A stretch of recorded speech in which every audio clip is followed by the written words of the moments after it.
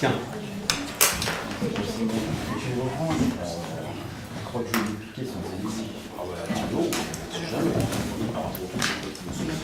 Bon, messieurs, si vous le voulez bien, nous allons voir la séance.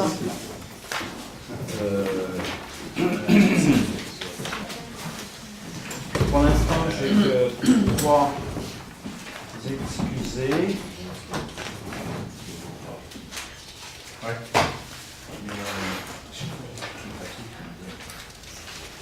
Donc nous avons 3 excusés. Il y a Evelyne qui m'a appelé tout à l'heure, qui est coincée dans le 95. Elle va essayer de rentrer, mais c'est pas évident. Donc elle m'a dit qu'elle ne sait pas si elle sera rentrée pour l'essaye. En ce qui concerne Sophie est excusée, elle ne pouvait pas participer ce soir. En ce qui concerne Anthony, il est parti en congé et il a donné le pouvoir à M. Areski. Hein, voilà, les 2 autres jeunes, là, ils devaient arriver ce soir, donc ils venaient, donc ils vont peut-être arriver en route. Je sais pas. Donc je vous propose de toute façon de ne pas commencer maintenant, de façon à ne pas finir trop tard ce soir. Voilà. En ce qui concerne donc la séance ce soir, vu qu'on a le quorum, en tout cas on peut ouvrir, je souhaiterais, il a fermé la porte. Entre, installe-toi Valentin. On n'a pas commencé, ça tombe bien, on va t'inscrire à l'ordre du jour. Là, tu es ton carton est là. T'as pas vu Maxime? Non. C'est possible de travailler? Tu fais quoi? Tu seras plus à l'aise. Donc, je reprends. C'est notre dernier conseil de l'année. Hein, donc c'est important. Je reviendrai à la fin sur les questions pour la reprise d'aujourd'hui. Donc dans l'immédiat, l'ordre pour ce soir, nous avons à dénommer ayant notre secrétaire de séance. Lors de la dernière séance du conseil, donc c'était M. Moutawadia qui officiait. Donc ce soir, dans l'ordre du tableau, nous proposons que ce soit Eric qui soit secrétaire de séance, ce qui veut dire que dans le cadre du compte-rendu, tu prends note, voilà, et tu verras avec Jennifer, mais on va le voir ce soir, avant que tu partes, puisqu'elle a préparé déjà beaucoup de choses, ce qui fait qu'on va aller très vite, donc tu ne t'en vas pas tout de suite. D'accord. D'accord. Voilà, donc tu es d'accord pour être secrétaire de séance? Oui, pas de problème. Qui est contre cette proposition? Enfin, qui souhaite se présenter à la place? Personne, je m'en doutais. Donc tout le monde est contre, tout le monde est pour, pardon, pas de problème. Donc il est adopté à l'unanimité. Très bien. En ce qui concerne les points de l'ordre du jour, on les verra après. Dans un premier temps, je vous propose d'approuver le compte-rendu de la dernière séance du conseil municipal du 28 novembre. Il vous a été remis, donc même la revue avec Jennifer,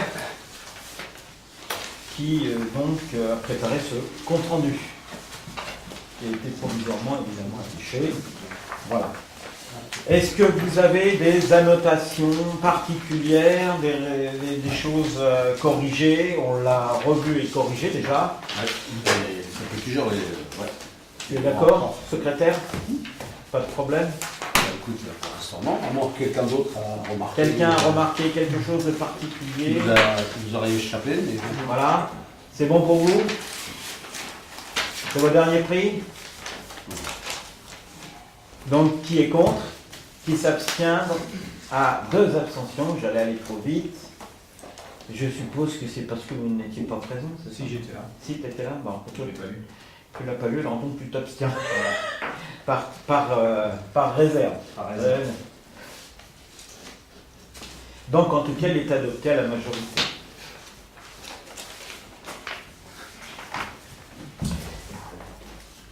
Donc, le premier point à l'ordre du jour est le point concernant l'action du contribuable, ainsi dénommé. Pour ce faire, je donne la présidence de la séance à M. Malingre Patrice, deuxième adjoint dans l'ordre du tableau, qui officiera pour le point numéro 1, le point numéro 2 et le point numéro 3. Merci, Monsieur le maire. Donc, sur le point 1, vous demanderez de sortir ainsi que Madame Adam, s'il vous plaît. Nous absents. Vous n'oublierez pas, surtout, rappeler.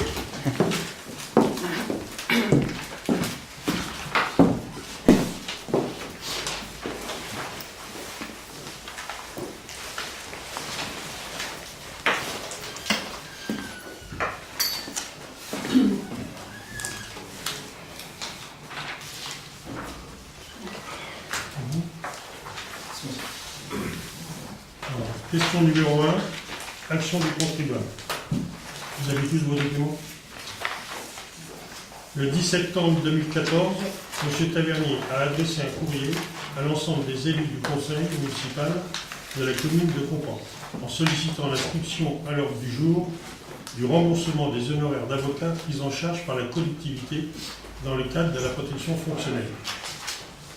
Un courrier dans des termes identiques était également adressé à M. le maire de la commune de Compan le 15 septembre 2014 et réitéré le 15 octobre 2014. Par courrier en date du 20 octobre 2014, M. le maire informe M. Boris Tavernier qu'aucune délibération relative au remboursement par les élus des honoraires d'avocats ne serait inscrite à l'ordre du jour du conseil municipal. Dès lors notamment que la prise illégale d'intérêt ne constitue une faute personnelle que si les faits commis sont répétés et ont été commis de façon organisée. En conséquence, en l'absence de faute personnelle, la demande de remboursement des honoraires d'avocat exposés était infondée.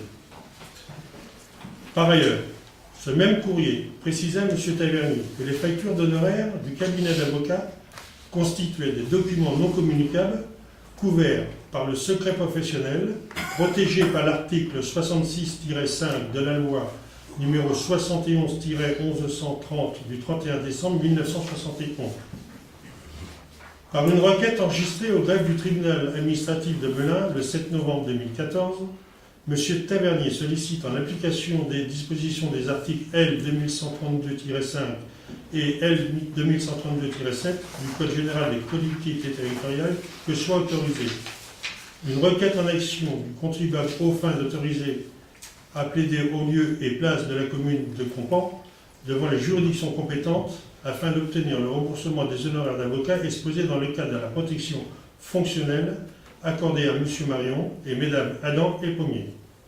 Une plainte avec constitution de partie civile contre M. Marion, Mmes Adam et Pommier, par courrier, en date du 18 novembre 2014, le greffe du tribunal administratif de Melun a communiqué à M. le préfet la requête de M. Tavernier et sollicité la saisine du maire de la commune de Compan, en l'invitant à soumettre à la demande de M. Tavernier au conseil municipal. Par courrier, en date du même jour, Madame la présidente de la 6e chambre du tribunal administratif de Melun a communiqué à la commune de Compan les éléments de procédure. Par courrier, en date du 1er décembre 2014, M. le sous-préfet de Meaux a invité M. le maire de la commune de Compan à inscrire à l'ordre du jour du prochain conseil municipal la requête de M. Tavernier. Considérant qu'en application des dispositifs de l'article L. 2132-6 et R. 2132-1 du Code général des collectivités territoriales, le maire doit soumettre le mémoire du contribuable au conseil municipal lors de la plus proche réunion tenue, en application des articles L. 2121-7 et L. 2121-9 du même code. Considérant que la commune est tenue d'accorder sa protection au maire, à l'élu municipal, le suppléant ou ayant reçu une délégation ou à l'un de ses élus ayant cessé ses fonctions lorsque celui-ci fait l'objet de poursuites pénales à l'occasion de faits qui n'ont pas le caractère de faute détachable de l'exercice de ses fonctions. Considérant que la jurisprudence considère que la seule qualification pénale des faits allégués ou retenus dans le cadre d'une procédure pénale engagée à l'encontre d'un agent ou d'un élu, demandeur de la protection juridique, ne peut suffire à établir que ces faits soient constitutifs d'une faute personnelle. Considérant que M. Marion, Mme Pommier et Mme Adam ont été condamnés par le tribunal correctionnel de Meaux et la Cour d'appel de Paris au visa de l'infraction d'une prise illégale d'intérêt. Toutefois, l'existence d'une faute pénale ne suffit pas à caractériser l'existence d'une faute personnelle détachable des fonctions. En l'espèce, les termes du jugement du tribunal correctionnel de Meaux et de l'arrêt de la Cour d'appel de Paris démontrent que l'infraction recherchée ne s'apparente pas à une faute personnelle. La question de droit posée aux juridictions portant sur la légalité de la participation ponctuelle d'un élu, membre de la commission de logement, à une commission d'attribution des logements, alors que son enfant est sur la liste des demandeurs de logement. Il est donc proposé au conseil municipal de ne pas autoriser la requête dite en action du contribuable de M. Maurice Tavernier et Gilles Renier aux fins de les autoriser à plaider en lieu et place de la commune de Compan, afin d'obtenir le remboursement des honoraires d'avocat exposés au titre de la protection juridique accordée à M. Marion, Mme Pommier et Mme Adam.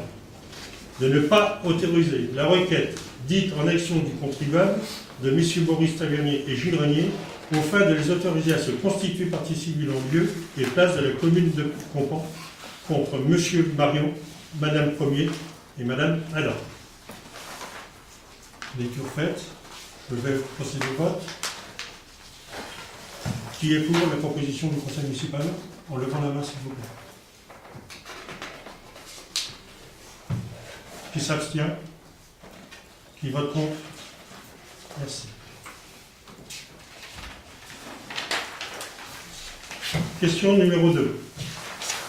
Retrait de la délibération numéro 583 06-09-2012 du 7 septembre 2012 accordant la protection fonctionnelle à M. Marion, Mme Pommier et Mme Adam. Par une plainte en date du 7 avril 2010 auprès du procureur de la République du tribunal de grande instance de Meaux, M. Tavernier, agissant en tant que président de l'association collective des contribuables companais, a dénoncé l'attribution de logements communaux à des enfants d'élus communaux. Par une délibération numéro 583 06-09-2012 en date du 7 septembre 2012, le conseil municipal de la commune de Compan a donc accordé à M. Marion, Mme Pommier et Mme Adam la protection fonctionnelle dans le cadre du dépôt de plainte du 7 avril 2010 de M. Tavernier précité. En effet, une commune est tenue d'accorder sa protection au maire, à l'élu municipal, le suppléant, ou ayant reçu une délégation, ou à l'un de ses élus ayant cessé ses fonctions lorsque celui-ci fait l'objet de poursuites pénales à l'occasion des faits qui n'ont pas le caractère de faute détachable de l'exercice des fonctions. Le conseil municipal pouvait donc, dans sa séance du 7 septembre 2012, accorder la protection fonctionnelle à M. Marion et Mesdames Pommier et Adam. Toutefois, au terme des dispositifs de l'article L. 2131-11 du Code général des collectivités territoriales, sont illégales les délibérations auxquelles ont pris part un ou plusieurs membres du conseil intéressé à l'affaire qui en fait l'objet, soit en leur nom personnel, soit comme mandataire. Par suite, il est donc proposé au conseil municipal de rapporter la délibération numéro 583 06-09-2012 en date du 7 septembre 2012, accordant à M. Marion, Mme Pommier et Mme Adam la protection fonctionnelle dans le cadre du dépôt de plainte du 7 avril de M. Tavernier. Lecture faite. Qui est pour? On lève la main. Qui s'abstient? Qui vote contre? Merci. Question numéro 3. Délibération accordant la protection fonctionnelle à M. Marion, Mme Pommier, Mme Adam. Considérant que la commune est tenue d'accorder sa protection au maire, à l'élu municipal, le suppléant ou ayant reçu une délégation, ou à l'un de ses élus ayant cessé ses fonctions, lorsque celui-ci fait l'objet de poursuites pénales à l'occasion de faits qui n'ont pas le caractère de faits détachables de l'exercice de ses fonctions. Par ailleurs, la jurisprudence considère que la seule qualification pénale des faits allégués ou retenus dans le cadre d'une procédure pénale engagée à l'encontre d'un agent ou d'un élu, demandeur de la protection juridique, ne peut suffire à établir que ces faits soient constitutifs d'une faute personnelle.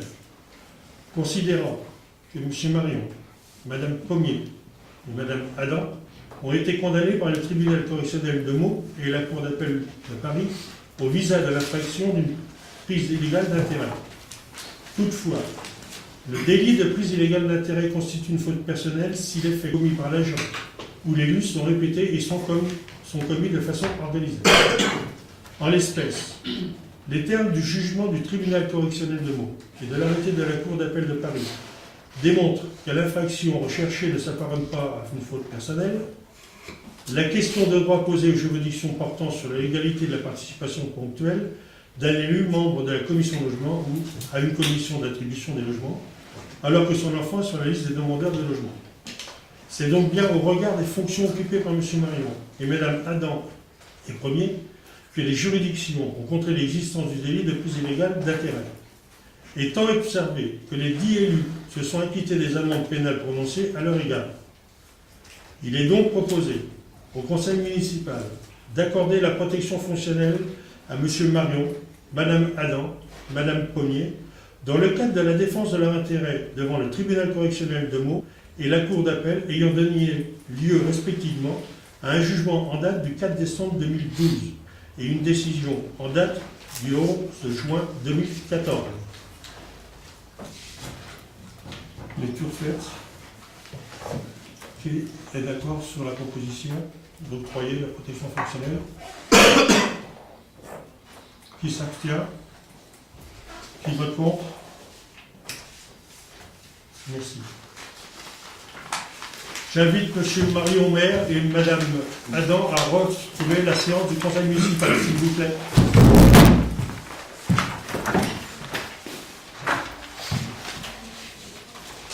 Oui.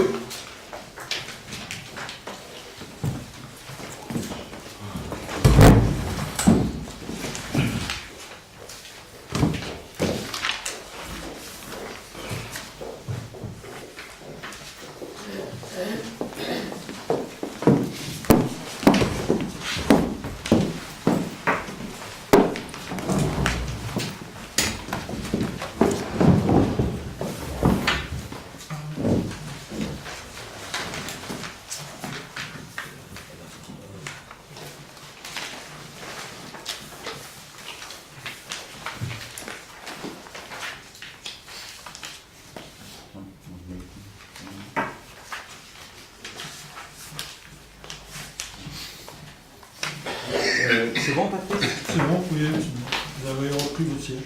Je peux reprendre la présidence? Voilà. Vous notez bien. Monsieur le municipal, vous l'autorisez. 20h20, je reprends la présidence. Merci. Point numéro 4. Il s'agit du versement des subventions de la compte de subvention aux associations.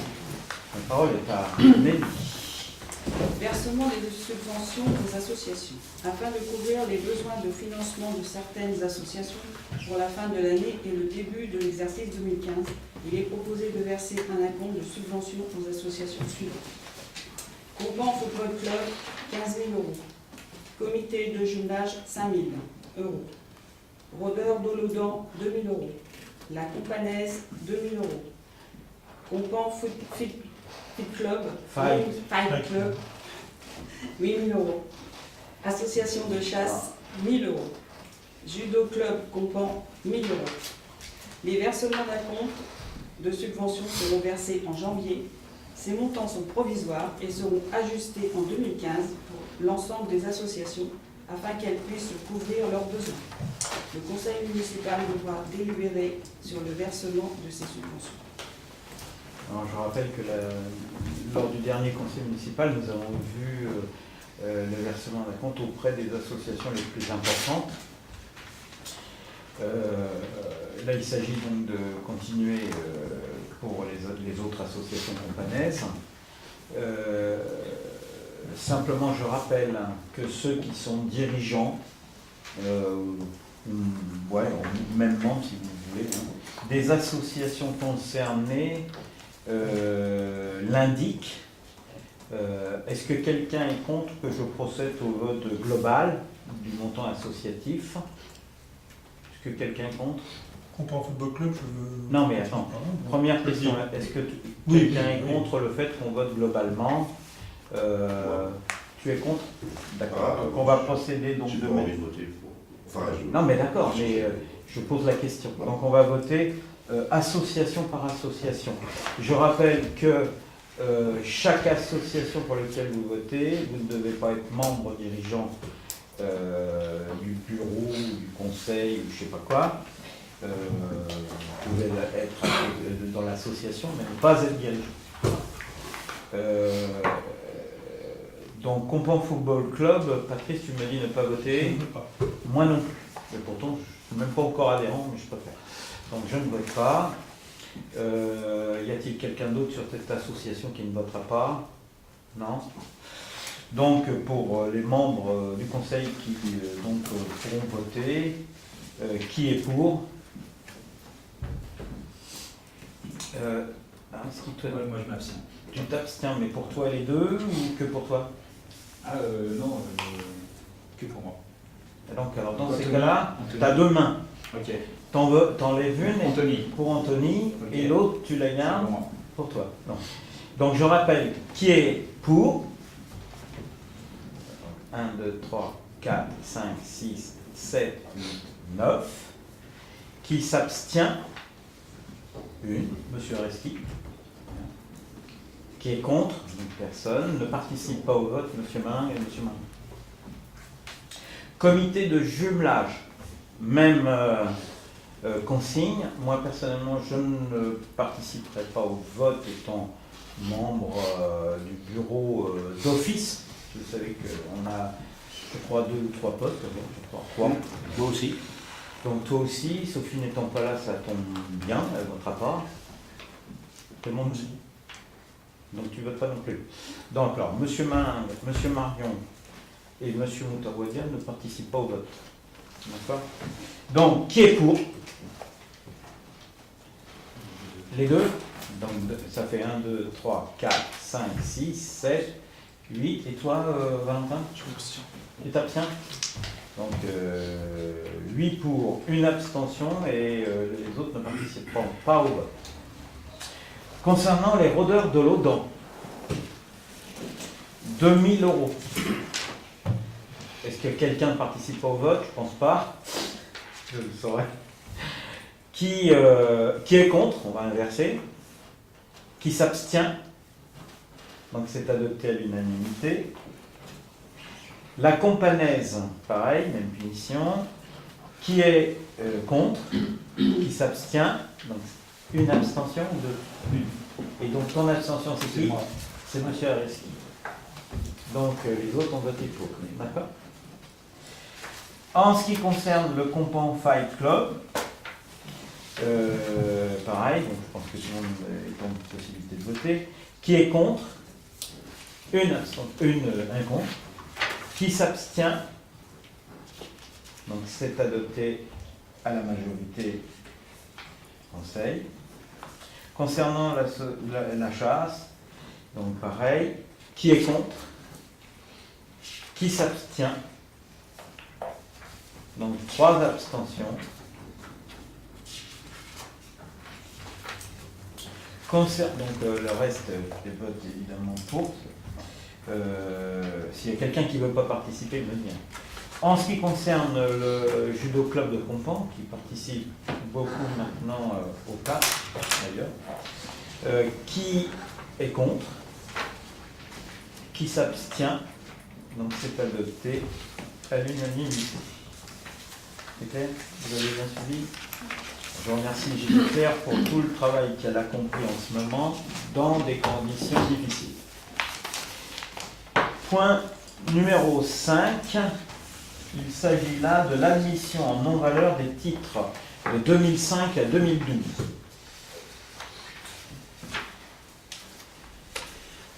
La commune de Compan propose admission en non-valeur des titres de 2005 à 2012, non recouvrés à ce jour par le Trésor public, selon le décompte joint en annexe.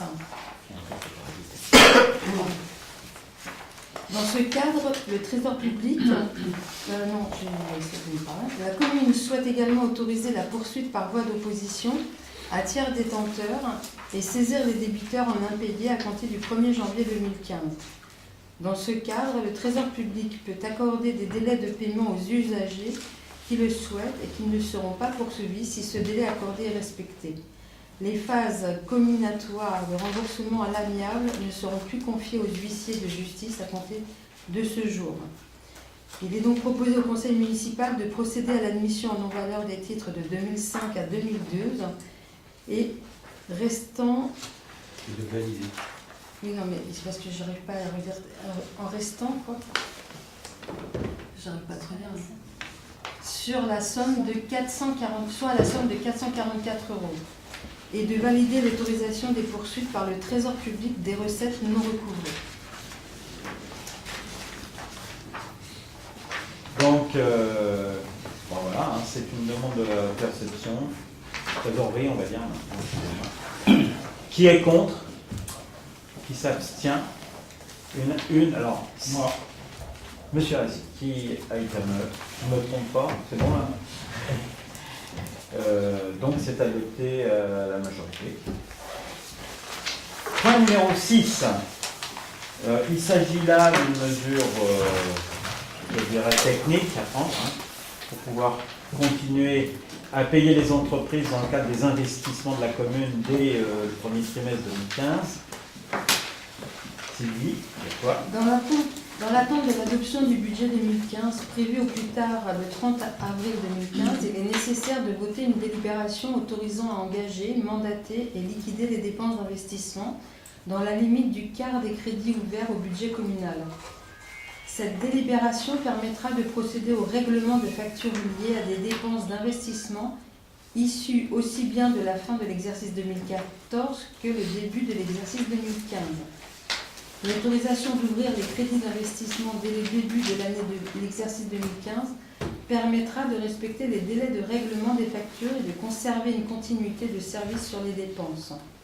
Il est donc proposé au conseil municipal de délibérer sur l'ouverture des crédits d'investissement au budget 2015, permettant d'engager, mandater et liquider les dépenses selon les affectations et les montants suivants. Chapitre de regroupement 20. Crédit ouvert en 2014, 669 492,13. Autorisation accordée en 2015, 173 373,03. Chapitre 21. Crédit ouvert en 2014, 3 269 483,75. Autorisation accordée en 2015, 817 370,94. Chapitre 23, crédit ouvert en 2014, 251 495,82.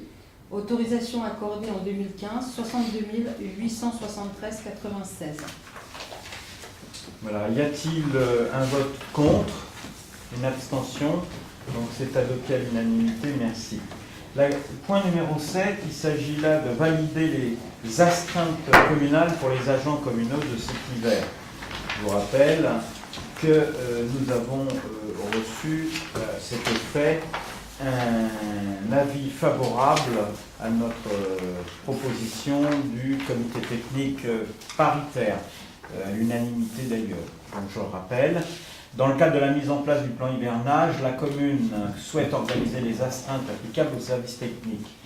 Cadre court aux astreintes, je rappelle, c'est la mise en place du plan climatique, hivernage intempéries, des astreintes de sécurité pour les agents appelés à participer à un plan d'intervention dans le cadre d'un besoin de renforcement en moyens humains faisant suite à un événement soudain ou imprévu. Situation de pré-crise ou de crise. Le déneigement et la lutte contre le verglas sont effectués par les services techniques.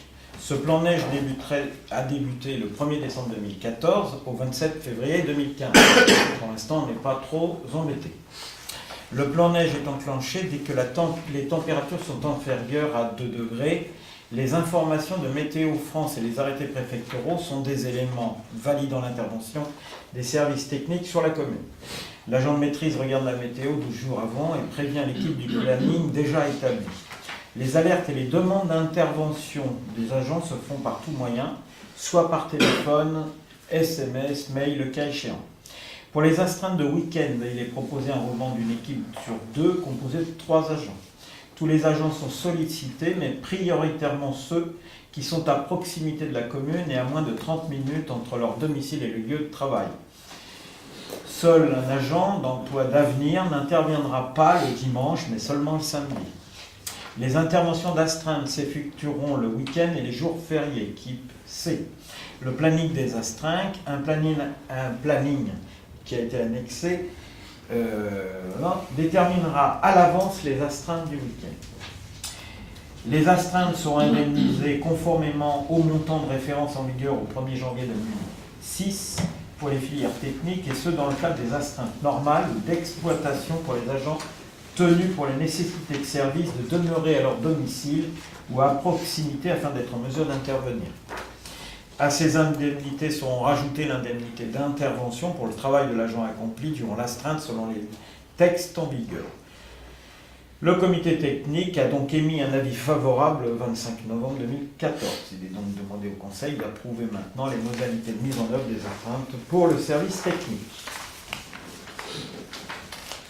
Voilà. Y a-t-il des avis contraires? Des abstentions? Donc c'est adopté à l'unanimité, merci. Le point numéro 8 concerne l'avis à donner sur le projet de plan de prévention des risques technologiques autour des établissements GEREP, CCNP et Gaz et Chimie. Le rapporteur, M. Malin.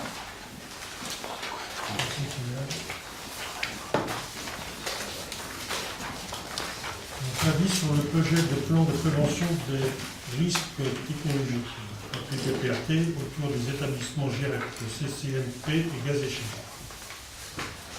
Par courrier du 17 octobre 2014, la préfecture a saisi la commune de Compan sur l'avis du projet de plan de prévention des risques technologiques autour des établissements GEREP, CCNP et Gaz et Chimie. La loi du 30 juillet 2003 a institué les plans de prévention des risques technologiques autour des établissements Céveso seuil haut. Leur finalité est de protéger les personnes et les biens par la maîtrise de l'urbanisation future et par des actions sur l'urbanisation existante autour de ces sites. La procédure d'élaboration d'un PPRT pour les sites Gaz et Chimie et CCNP a été initiée en décembre 2008 par arrêté préfectoral.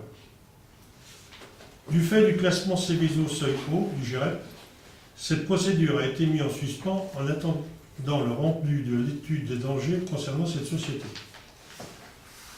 Les aléas des 3 sites Céveso seuil haut se recoupant, les services de l'État ont décidé d'élaborer un PPRT commun à l'ensemble de ces sites.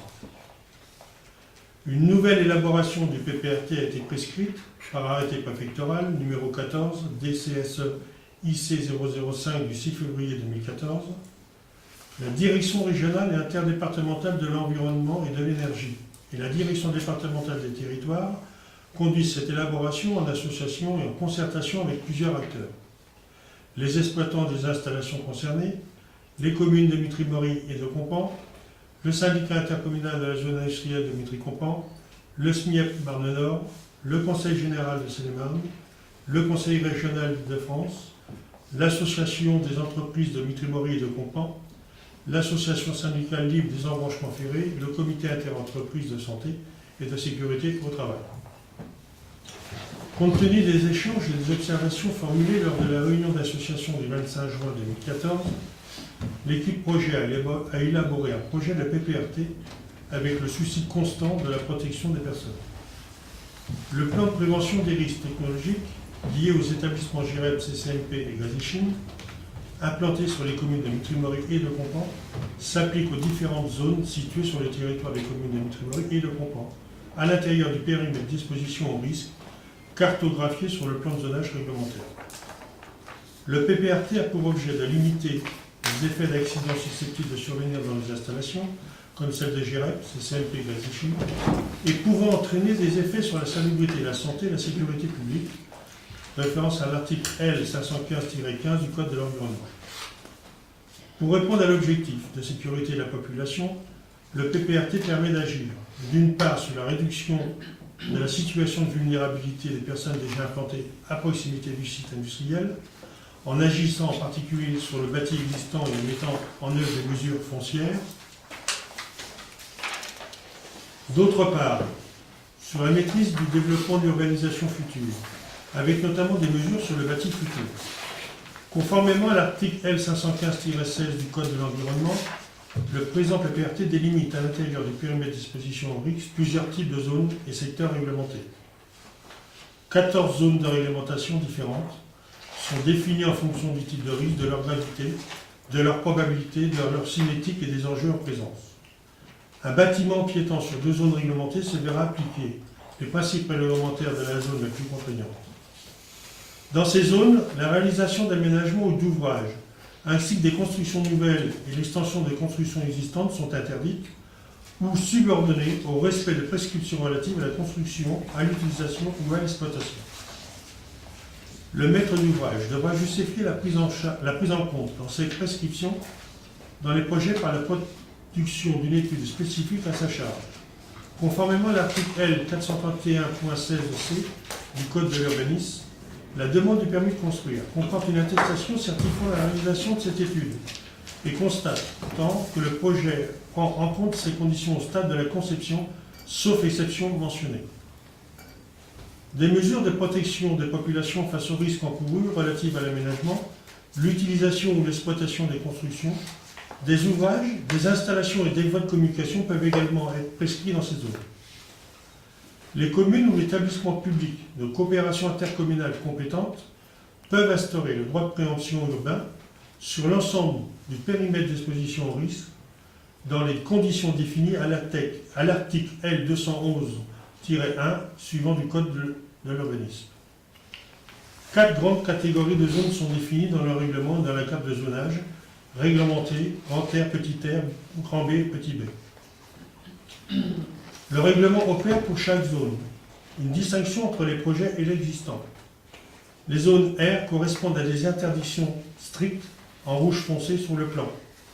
Elles concernent le site de Gazéchine pour la zone R1, CCMP pour la zone R3 et GREP pour la zone R2. Principe d'interdiction, seules les activités en lien direct avec CCMP, Gazéchine et GREP sont autorisées. Les projets et biens existants doivent faire l'objet de prescriptions constructives et visant à protéger les salariés contre les effets de site. L'accueil du public et les habitations sont interdits. La zone petit r, principe d'interdiction rouge sur le plan. Principe d'interdiction. Seules sont autorisées les constructions, extensions, constructions et aménagements de terrains compatibles avec l'activité à l'origine du risque, sous réserve d'accueillir une présence humaine limitée au strict nécessaire de l'activité. Prescription constructive. Les projets et les biens existants ont un local de confinement permettant de protéger les personnes contre des effets toxiques. L'accueil du public et les logements sont interdits. Les zones du grand B. Principe d'autorisation limitée. Les zones B1, B2 et B3 sont instaurées autour des GREP. Les zones B4 et B5 autour de CCMP sont autorisées. Les constructions, extensions de construction et aménagements de terrain sous réserve d'accueillir une présence humaine strictement limitée à l'activité et ne pas accueillir de public. Les bâtiments futurs et existants sont soumis à des prescriptions constructives. Les zones petit b, principe d'autorisation sous réserve, sont autorisées les constructions, extension de construction et aménagement de terrain sous réserve de ne pas être un établissement recevant du public en termes ERP et de répondre à des prescriptions constructives. Le PPRT approuvé vos servitudes d'utilité publique, article L515-23 du Code de l'environnement. Il est porté connaissance des maires des communes dans le périmètre du plan en action de l'article L122-2 du Code de l'urbanisme et conformément à l'article L126-1 du Code de l'urbanisme, annexé au plan local d'urbanisme dans un délai de 3 mois, à compter la date du porté à connaissance selon la procédure mise à jour prévue à l'article R123-22 du Code de l'urbanisme. Les travaux sur les biens existants sont réalisés par le propriétaire dans un délai de 5 ans. À compter de la date d'approbation du PPRT, ils ont un caractère obligatoire dans la limite de 10% de la valeur vénale des biens. Au-delà, ils sont recommandés. Une signalisation d'informations sur les risques technologiques devra être mise en place dans un délai de 2 ans. À compter de l'approbation du PPRT par les gestionnaires des infrastructures aux entrées des périmètres d'exposition, elle pourra être complétée par des feux d'alerte clignotant en cas d'accident majeur. Les infractions aux prescriptions du PPRT sont punies des peines prévues à l'article L480-4 du Code de l'urbanisme. Le PPRT peut être révisé dans les conditions prévues par l'article R515-47 du Code de l'environnement sur la base de l'évolution de la connaissance ou du contexte.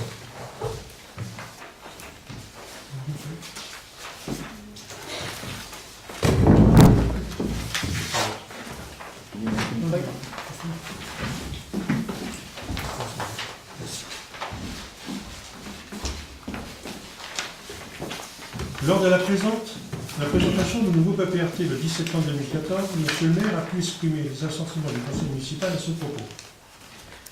Il faut quand même se féliciter du travail réalisé depuis quelques années afin de trouver un compromis qui écarte aujourd'hui tout délaissement. Certaines recommandations ont été prises en compte dans le nouvel projet PPRT. Il faut mettre en avant l'effort financier réalisé par les entreprises génératrices des risques technologiques, sachant que rien n'est jamais de trop pour la sécurité de tous. Malgré tout, des questions demeurent et posent l'avenir même de la zone industrielle. La suspension de l'activité d'incinération du GIREP est plutôt en soi une bonne nouvelle pour tous les riverains. Mais comme j'ai eu l'occasion de le souligner au CODERS, lors du passage du seuil bas au seuil haut, l'augmentation du stockage des déchets, même à travers une plateforme de transfert, pose problème. La proximité de l'aéroport Charles de Gaulle doit amener à l'État à plus de prudence. Son développement nécessaire ces prochaines années est une chance pour notre économie, pour l'emploi. Nos communes intègrent ce développement dans le cadre de leur plan de développement. Plus largement, c'est toute notre communauté de communes qui se tourne vers l'aéroport. Les nouvelles contraintes ne permettent plus certains développements envisagés. Il est grand temps qu'une étude économique soit réalisée sur les enjeux, sur les conséquences financières à supporter par les entreprises et les collectivités. Combien coûteront les nouveaux investissements à réaliser? Combien coûterait le déplacement de la plateforme de stockage? Car on n'imagine pas le retour à l'incinération dans 2 ans. Dans le domaine de la santé, cette question n'est pas prise en compte dans ce dossier. Les risques qui pèsent sur la population, les personnels sont peu connus et n'intègrent pas suffisamment ce dossier. Nous attendons à ce jour une étude de santé épidémiologique pour assurer la population soumise aux effets des différentes pollutions générées depuis de nombreuses années autour de l'aéroport et des zones industrielles. Il est donc demandé au conseil municipal de donner un avis sur le projet de plan de prévention des risques technologiques autour des établissements GIREP, CCMP Gaz et Chine, avec toutes les réserves émises notamment l'assurance du non-redémarrage de l'incinération des déchets de la société GIREP, un examen du déplacement de la plateforme de stockage sur un lieu à l'incinération, la mise en place d'une étude de santé épidémiologique sur le territoire de Conflans. Voilà donc la proposition que nous vous faisons, si nous vous demandons effectivement de vous prononcer. Donc en fait, si j'ai bien compris, ce que nous proposons, c'est un avis favorable avec les réserves qui ont été émises dans ton dernier exposé sur 3 questions. C'est l'assurance du non-redémarrage de l'usine d'incinération des déchets utiles, le déplacement de la plateforme de stockage des déchets. On a un lieu de proximité là où sont incinérés les déchets utiles. Et la troisième des choses, c'est l'exigence d'une étude d'épidémiologie de santé sur notre territoire. Voilà. Donc cette délibération, bien évidemment, si nous l'approuvons, sera portée à connaissance, évidemment, auprès de la préfecture, auprès de la population, et bien évidemment auprès des organismes de presse qui paraissent, je dirais, compétents pour porter un certain nombre de questions. Voilà. Est-ce qu'il y a quelqu'un qui veut intervenir sur ce sujet ? Donc je vous propose d'adopter sous la forme que je viens d'indiquer, qui est pour cette proposition. Ah, très bien. Qui s'abstient? Anthony. Et qui est contre? Moi. Donc une position contre, une abstention. Le point numéro 9 concerne le règlement du intérieur, on peut l'appeler intérieur, peut-être extérieur, pour le concours des illuminations de Noël. Arnaud Tibu, le modificatif qu'on a apporté. Puisque c'est lui qui valide. Alors il faut lui donner. Non, les modifications concernant ce qu'on a apporté tout à l'heure. Non, c'est ça. Concernant les gens extérieurs. Les livres, la modif. Ah, à la réserve, on va faire. Alors, approbation du règlement intérieur pour le concours des illuminations de Noël. Les fêtes de fin d'année approchent et fidèle à ses engagements, votre équipe municipale avec l'ensemble des services municipaux est là pour préparer ce grand rendez-vous annuel, le concours des illuminations de Noël. Nous espérons aborder ainsi une nouvelle saison dans un véritable esprit de solidarité, de joie et de partage. Une vocation durable qui a pour but d'encourager et de récompenser l'embellissement du village par ses habitants. La cérémonie de remise des prix aura lieu comme chaque année le samedi 30 mai 2015. Faisons attention sur cette question. Je crois qu'on a été un peu rapide pour donner la date. Je l'indique, puisque nous avions arrêté la date en lien avec l'ascension et la fête du village. Or, on m'a indiqué que la date n'était pas la bonne, c'est une semaine plus tôt, je crois. C'est le 15, le 16, 17 et 18 mai. Donc, ce que je vous propose, c'est la cérémonie aura lieu comme chaque année en mai, et on aura l'occasion de revenir sur la date. Hein, en mai 2015, on la redéfinira.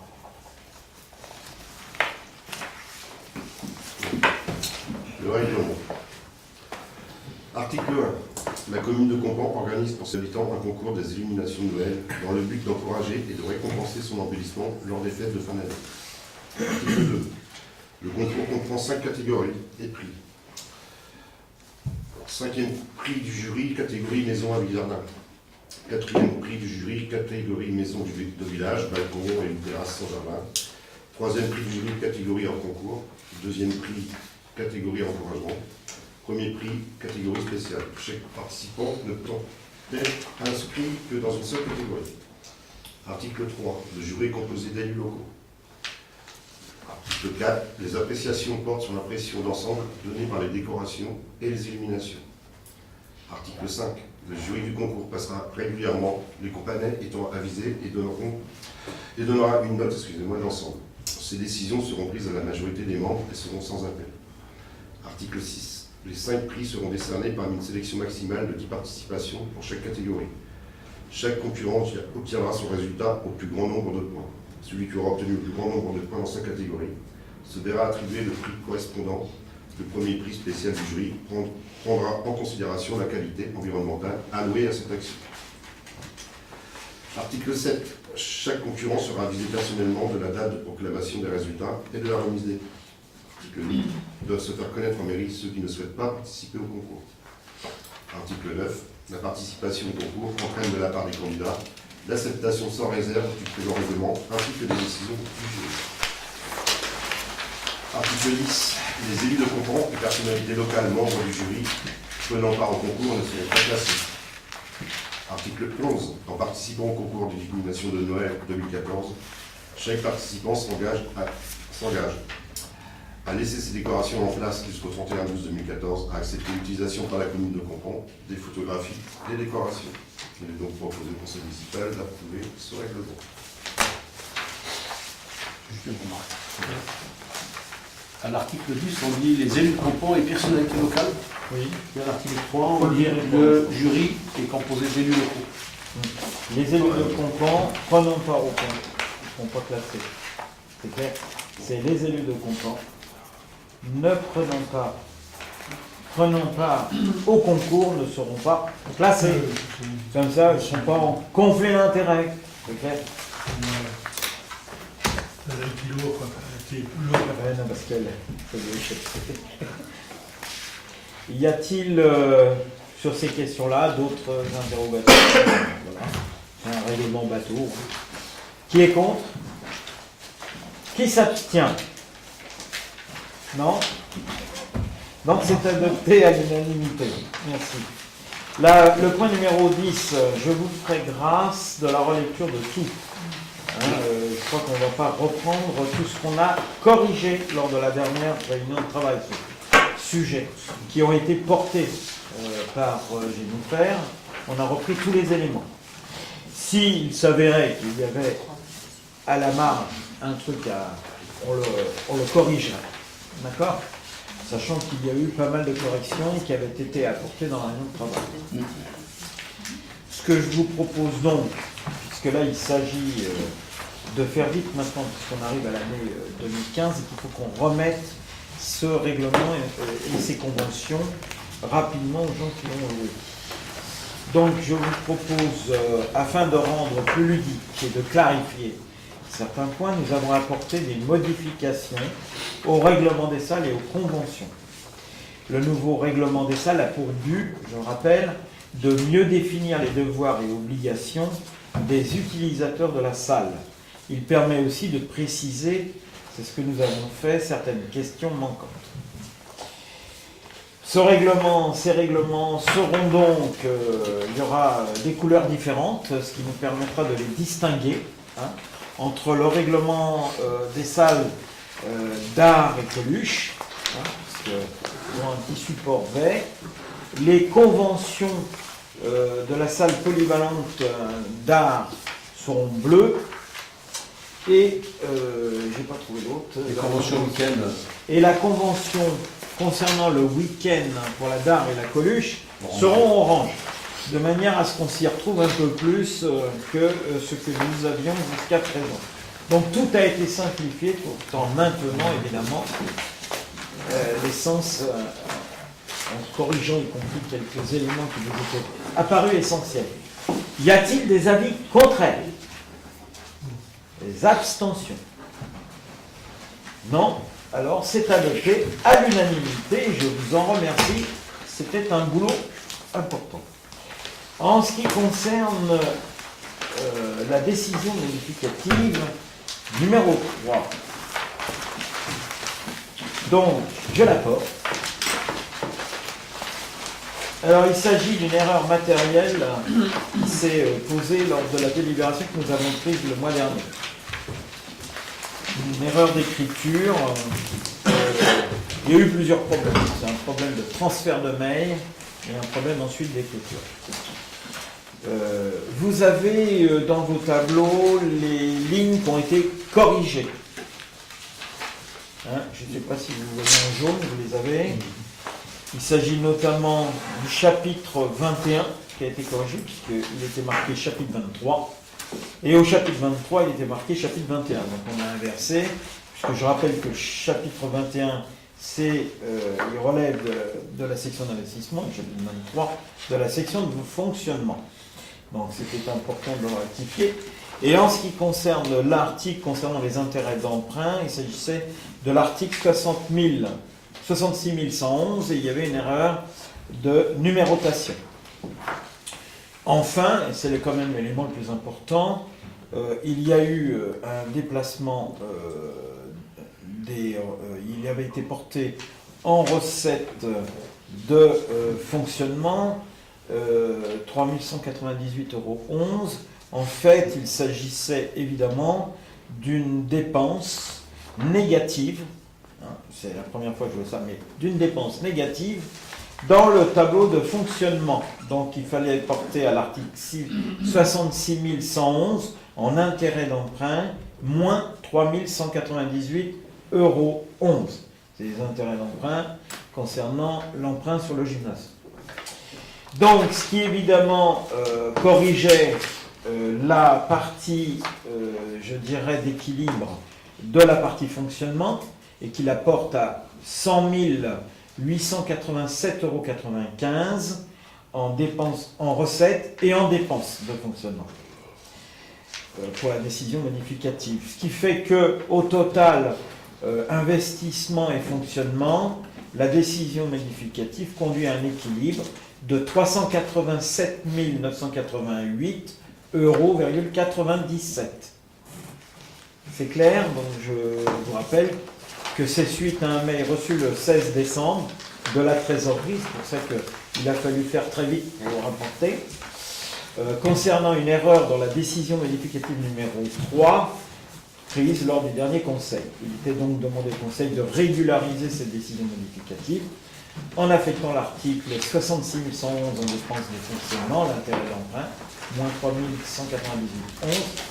qui porte donc l'équilibre à 387 988,97, et en rectifiant l'écriture au chapitre 21 et 23 qui ont été inversés dans la présentation, de même pour le numéro de l'article, autre restitution d'avance, numéro 739 1178. Y a-t-il des avis contraires, des abstentions? Donc c'est adopté à l'unanimité, merci.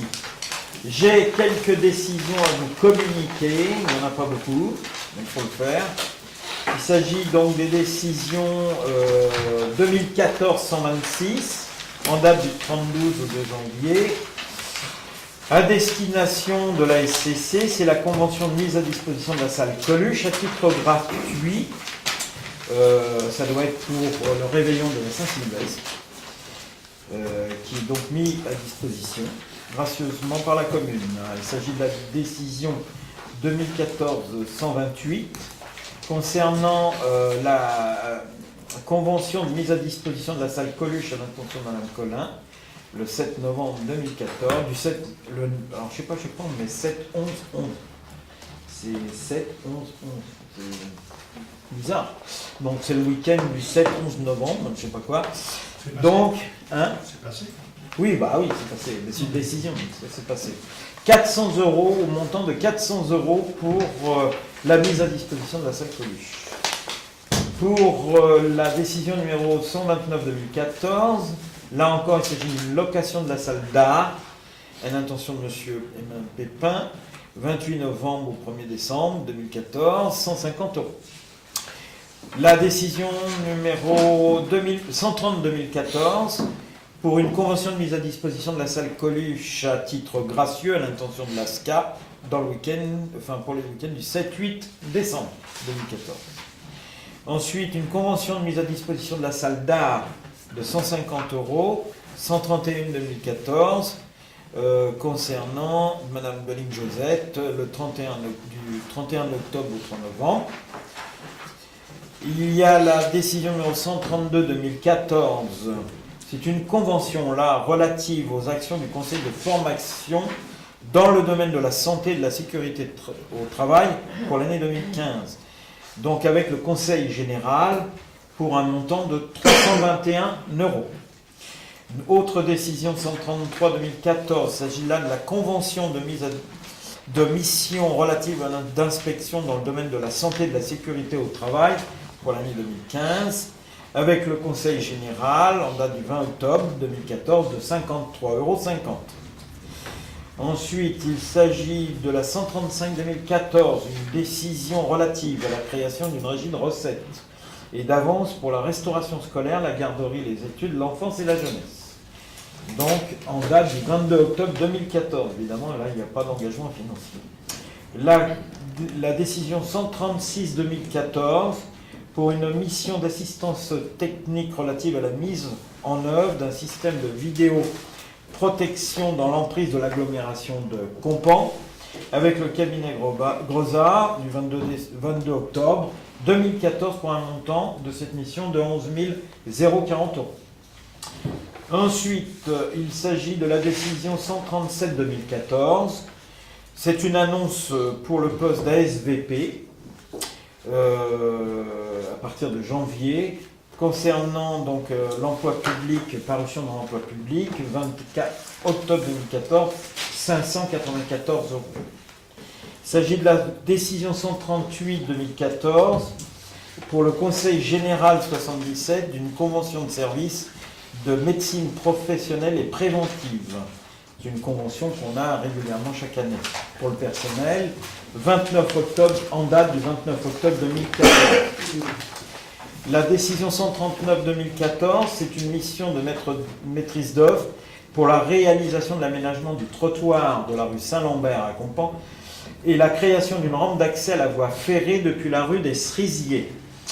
Pour un montant de 13 620 €, c'est une mission confiée au cabinet Grosat en date du 28 novembre 2014. Il s'agit de la décision 140-2014 pour une convention de mise à disposition de la salle d'art pour un montant de 150 € de Madame Cormot en date des 24 et 26 décembre 2014.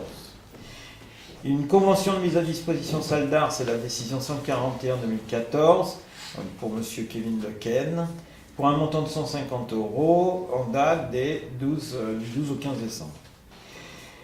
La décision 143-2014, qui est une mission d'assistance de maître d'œuvre pour le projet d'extension de l'école Jean de La Fontaine à Compan.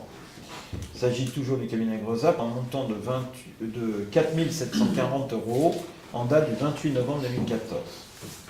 Enfin, une convention de mise à disposition de la salle d'art, décision 144-2014, destinataire M. François Patrick, pour les 19 et 22 décembre, là, c'est-à-dire ce week-end, pour un montant de 150 €. Voilà ce que je me devais de vous indiquer. Bon, évidemment, je ne demande pas toutes ces décisions font partie de ce que nous avons engagé et qui est en cours ou qui fait partie de la vie de la collectivité. J'ai terminé sur l'ordre du jour. Simplement, je voudrais vous indiquer que nous avons un certain nombre de choses qui sont devant nous. D'abord, je voudrais, comme je le ferai très prochainement pour l'ensemble de la population, d'abord vous souhaiter tous de bonnes fêtes de fin d'année. C'est important, récupérer, parce qu'on en a tous besoin par ces périodes difficiles que nous traversons. Je parle notamment de la crise économique et de la situation qui se dégrade. Pour bien des familles, et évidemment, nous ne sommes pas en dehors de ces familles. La deuxième des choses, ce que je voudrais dire, c'est qu'il faut, malgré tout, au-delà de cette période qui va marquer un peu, je dirais, une période de repos, hein, bien mérité, pour le personnel d'un côté et pour les élus de l'autre, indiquer que nous avons quand même des choses à assurer dès la rentrée, notamment le repas des anciens qui aura lieu le premier dimanche de janvier, hein, le 4, si mes souvenirs sont bons. Évidemment, Sylvie, qui avec Madame Lamy officie, il restait quelques élus à voir qui participent au CCS et surtout, voilà, c'est fait. Donc aujourd'hui, tout est rentré, très bien, on va pouvoir réserver. La deuxième des choses, les colis de fin d'année en direction des personnes âgées ont été remises. Nous avons eu un très très bon accueil, ce qui est un peu normal, on va dire. Mais il y a eu un très bon accueil, c'est toujours agréable. Et en même temps, nous avons encore pas mal de colis qui sont malgré tout en réserve, qui n'ont pas été distribués parce que malgré tout, on avait des anciens qui n'étaient pas présents. Il faut qu'on assure le dispatching de ce qu'il reste à distribuer. C'est important, il doit en rester une vingtaine à peu près. Voilà. En ce qui concerne les personnes qui sont en situation de dépendance, il faut qu'on voit quand est-ce qu'on peut les porter, Sylvie, ensemble peut-être, mais Ça va être tard le soir, c'est compliqué parce que oui, ce n'est pas bon pour les anciens. Voilà, donc il faut qu'on y aille en journée et comme on travaille, c'est un peu compliqué, donc il faut qu'on passe un week-end. Donc il y a 3 personnes encore que l'on doit honorer avec les cadeaux que nous avons. Donc il faut qu'on voit, qu'on détermine une date et qu'on se mette d'accord. Enfin, ce que je vous rappelle, que nous avons les vœux du conseil municipal qui auront lieu le samedi 10 janvier dans la salle Coluche à 11h30. Les invitations... Non. Ah si, excuse-moi. D'accord. Les invitations sont en train d'être distribuées auprès des organismes et des partenaires. La distribution en direction des habitants et des résidents sera certainement organisée à partir de... Je sais pas quoi. Hein? Ah non, on a les cartes à distribuer. De quoi? Non, non, non, non. Non, non, non, mais on en a plus de cartes. Mais si, vous rigolez, non? Bah, vous rigolez. Elles sont où les cartes? Eh ben, on va les distribuer. Mais attendez, vous rigolez. On en discute. Les invitations seront distribuées dans la semaine prochaine, je crois, ou c'est ça. Et donc, ben voilà, hein, comme à l'habitude, on va dire. À l'occasion des vœux, je prépare une intervention que j'essaierai de vous communiquer dans les délais les plus proches, sachant que je vais la réaliser certainement pendant les fêtes. Voilà. Sinon, y a-t-il un truc que vous souhaitiez aborder, puisqu'on a un peu de temps, si vous voulez dire un mot? Moi, je n'ai plus grand-chose à dire. Voilà. Personne. Donc, je lève la séance et je vous remercie.